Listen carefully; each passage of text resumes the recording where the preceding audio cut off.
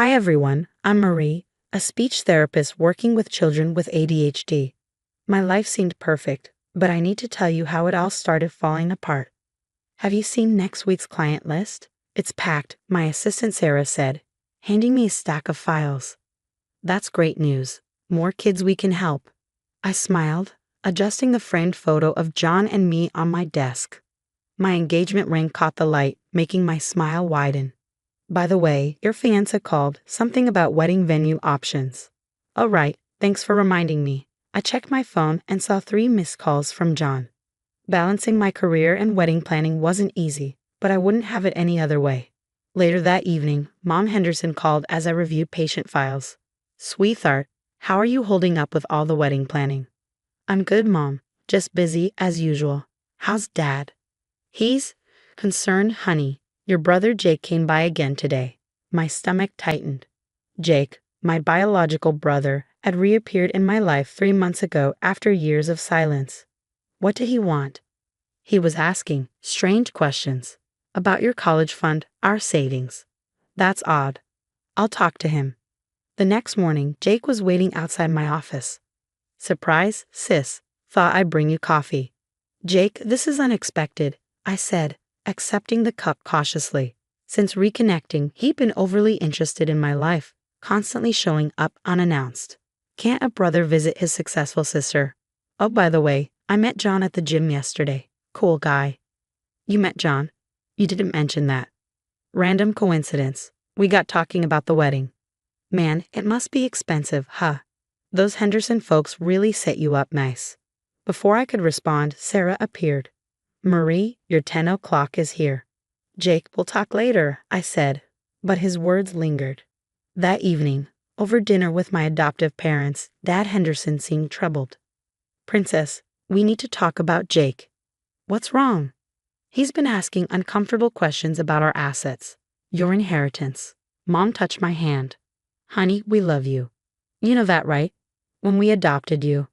Mom, Dad, you're my real parents. Jake might be blood, but you're my family. We're just worried, Dad said. His questions seemed calculated. I squeezed their hands. I'll handle Jake. You've given me everything, love, support, education. I won't let anyone mess with that. But that night, lying awake, I couldn't shake the uneasy feeling. Jake's sudden reappearance, his probing questions, his coincidental meeting with John. Something wasn't right, and I had to figure it out before my perfect life unraveled. The next morning, John was acting strange at breakfast. He barely touched his coffee, avoiding eye contact. Had fun at the bachelor party last night? I asked lightly. His jaw tightened. Yeah, Jake was there. My coffee cup froze midway to my lips. Jake? I didn't know he was invited. There's a lot I apparently didn't know, Marie. His voice was cold. Like how your birth parents sold you to the Hendersons. The cup slipped from my hand, chattering. What? Jake told us everything. How they were desperate for money. How the Hendersons paid them off. Were you ever going to tell me? John, that's not true. I was adopted legally because my birth parents couldn't. I need time to think. He grabbed his keys and left. At work, my friend Sandra called. Marie, we need to talk. People are saying things. What things? Jake's been spreading rumors about you, that you're hiding dark secrets, that you're ashamed of your past. My hands shook as I hung up. My phone buzzed. A text from Mom Henderson. Honey, Jake came by again. He seemed desperate. Mentioned something about owing money to dangerous people. Fury building, I drove to Jake's apartment. He opened the door, looking nervous. Hey sis, what brings you? Cut the act. Why are you spreading lies about me? He sighed, running a hand through his hair. Look, I need help. I'm in deep with some gambling debts minus 30 grand deep. So you decided to destroy my life. Jake sneered, his voice dripping with venom. The Hendersons are loaded. They bought you, didn't they? What's a little more money to protect their precious adopted daughter's reputation? They didn't buy me, and I won't let you extort them. I shot back, my voice trembling with anger. Then I'll keep telling everyone the truth about our parents selling you. Wonder what the parents of your ADHD kids would think about their therapist's sketchy background. Get out of my life, Jake. Whatever you think you're owed, you're not getting it. Wrong move, sis. Very wrong move. I stormed out, tears blurring my vision. My phone buzzed relentlessly, messages from friends asking about the rumors. John still wasn't answering my calls. Jake's threats hung over me like a storm cloud. At home, I pulled out an old photo album. There I was, 3 years old, smiling with the Hendersons on adoption day. The photos told the truth. There was no secret payment, no selling of children. Just love and legal paperwork. My phone rang. It was John. "We need to talk," he said. "Yes, we do, because everything you think you know is a lie, and I can prove it." "I'll come over tomorrow," he said. "But Marie, I don't know if I can trust you anymore." I hung up, my resolve hardening. Jake wanted to play dirty. Fine. It was time to show him what happened when he messed with the wrong sister. The next day, John sat across from me at my kitchen table, the adoption papers spread out between us. "So everything Jake said was a lie?" he asked, examining the documents. "Look at the dates, the signatures. Everything's legal." Before he could respond, my phone rang. The caller ID stopped me cold. Birth mother. My hands shook as I answered. "Hello." "Is it true?" she demanded. "Do you owe us money for all those years of suffering?" "What? What are you talking about?" "Jake said you're rich now, that you need to compensate us for giving you up." My blood ran cold. "He's lying to you too," I said, my voice breaking. After the call, I drove to my parents' house. Mom Henderson opened the door, her face etched with worry. "Marie, honey, we need to tell you something," she said. "Jake tried to blackmail us," Dad added, holding a folder of papers. "He said if we didn't pay, he'd report your clinic for client mistreatment." My knees buckled. "He what?" "We hired a private investigator," Dad continued. "Jake's done this before." I scanned the documents with trembling hands. 3 fraud cases in 2 states, restraining orders, extortion attempts against other families.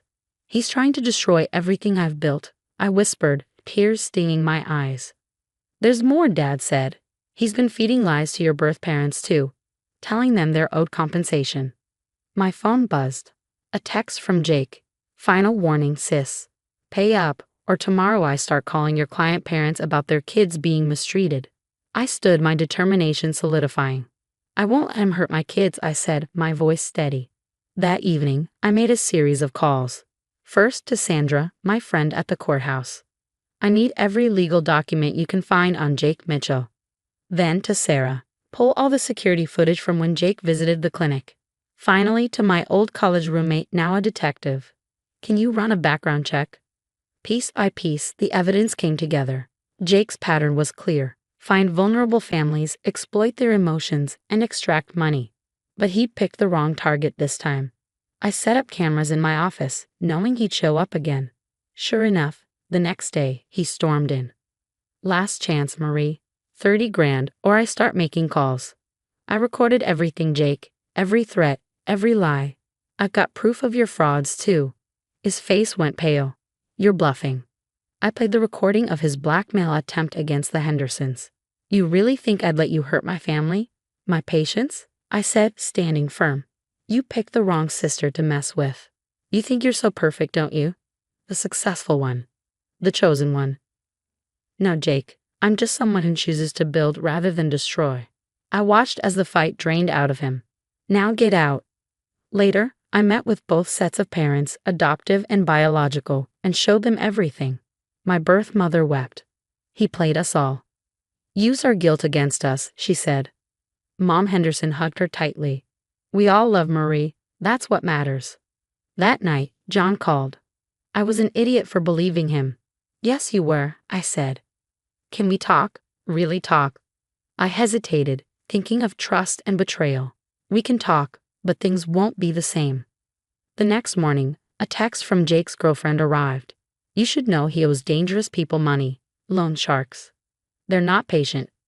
Perfect. Jake's own choices were catching up with him. I forwarded the evidence to my detective friend. That night, I sat in my office, flipping through childhood photos. There was little Jake before the bitterness consumed him.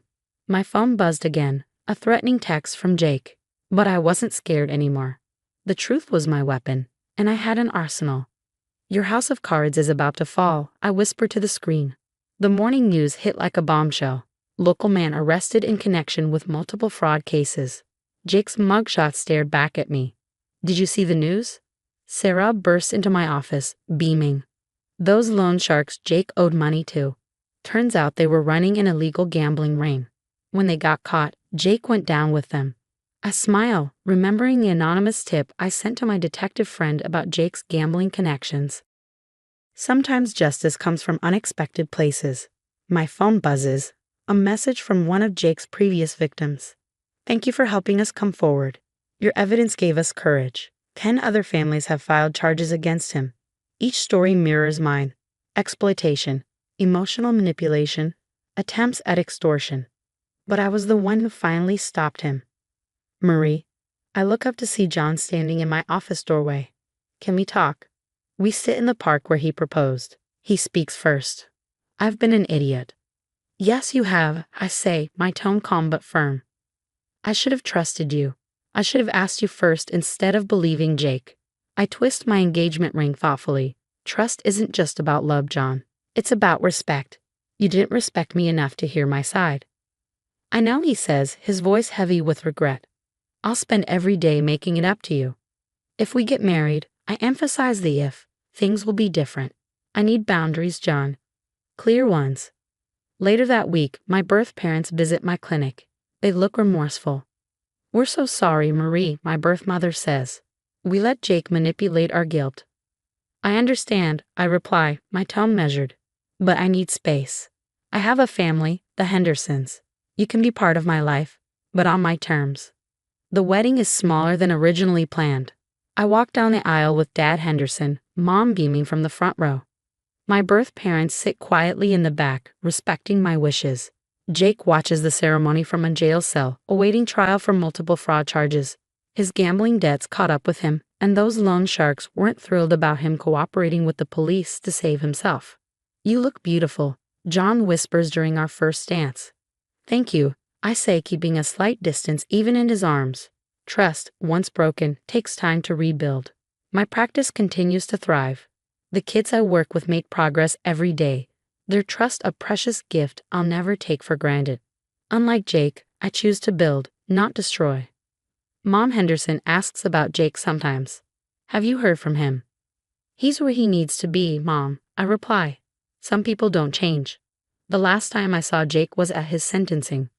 5 years for fraud, plus civil suits from his victims. He tried to catch my eye, but I looked away. Sometimes the best revenge is living well while karma does its work. On my new office wall hang 2 framed documents, my marriage certificate and my therapy license. Proof that Marie Henderson, not Mitchell, built something real, something honest. Ready for your 3 o'clock? Sarah asks, poking her head in. Always, I reply, smiling as I adjust the nameplate on my desk. It reads, Mary Henderson, speech therapist. The past is behind me now. Jake's choices led to his downfall, while I rose above his schemes. Family isn't about blood, it's about choices. I chose integrity. I chose the Hendersons. I chose my own path. And John, he's learning that love without trust is like therapy without honesty. It only works if both sides are willing to do the work. We're getting there slowly.